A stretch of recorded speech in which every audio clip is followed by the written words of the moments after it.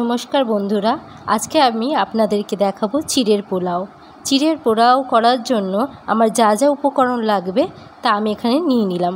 প্রথমে নিয়ে নিয়েছি কাঁচা বাদাম, তারপরে কুচনো কাঁচা লঙ্কা, তারপর আদা কুচি, তারপর নিয়ে নিলাম কাজু বাদাম আর কিশমিশ, তারপরে আলু কুচনো, নিয়ে নিলাম গাজর কুচনো, নিয়ে নিলাম কারি পাতা।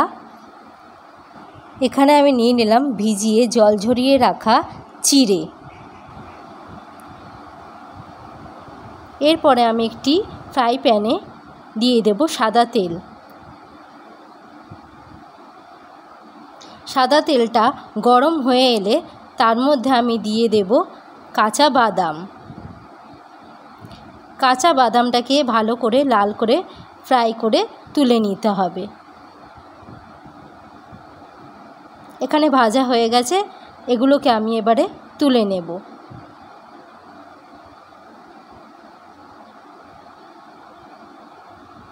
এর মধ্যে দিয়ে দেব কাজু বাদাম আর কিশমিশ।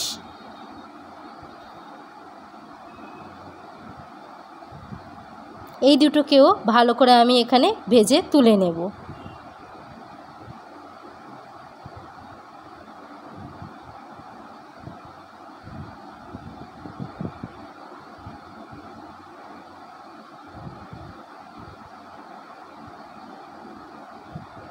এর মধ্যে আমি দিয়ে দেব আদা কুচনো।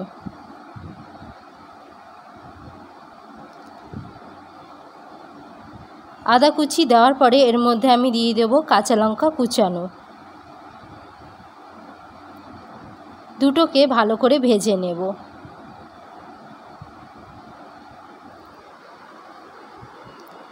ভাজা হয়ে গেলে এখানে আমি এর মধ্যে দিয়ে দেব কারি পাতা।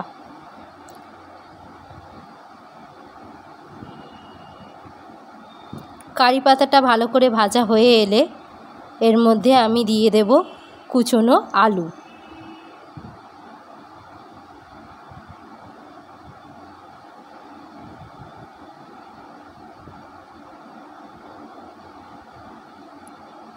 কারি পাতাটা ভালো করে ভেজে এসছে, এবারে আলুটাকে আমি এখানে দিয়ে দেব।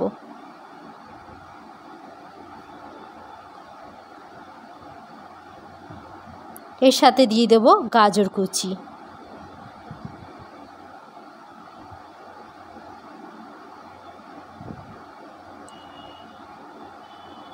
এবারে এখানে আমি দিয়ে দেব একটু সামান্য নুন দেব।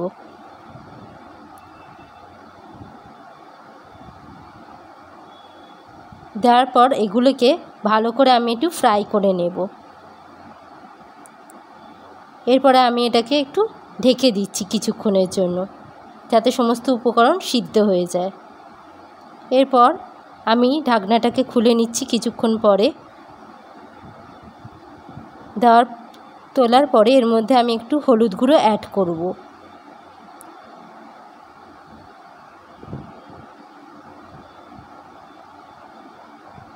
আবার একটু কিছুক্ষণের জন্য ঢেকে রেখে দিলাম। এবারে ঢাকনা খুলে এর মধ্যে আমি দিয়ে দিয়েছি চিড়েটাকে, আর দিয়ে দিলাম কিছুটা নুন, আর দেব 1 চামচের মতন চিনি। এরপর সব কিছু ভালো করে মিশিয়ে নেব।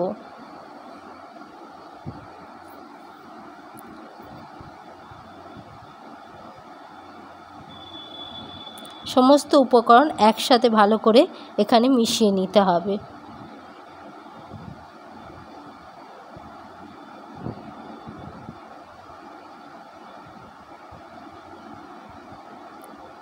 এরপরে এর মধ্যে ভেজে রাখা বাদামগুলো আমি দিয়ে দেব। দিয়ে দেব কাজু কিশমিশ ভাজা।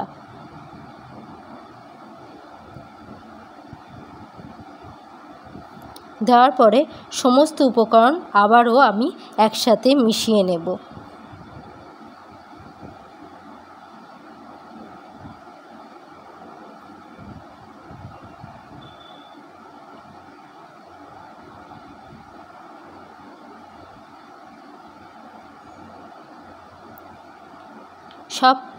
সমস্ত উপকরণ একসাথে মিশিয়ে নেওয়ার পরে আমি এটাকে কিছুক্ষণের জন্য লো ফ্লেমে ঢেকে রেখে দেবো। একদম লো ফ্লেমে রাখবো।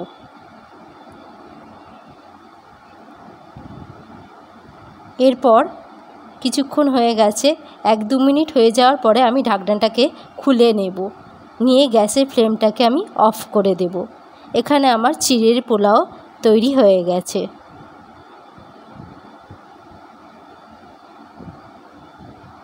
যদি ভিডিওটাকে ভালো লাগে তাহলে একটা লাইক করে দেবেন।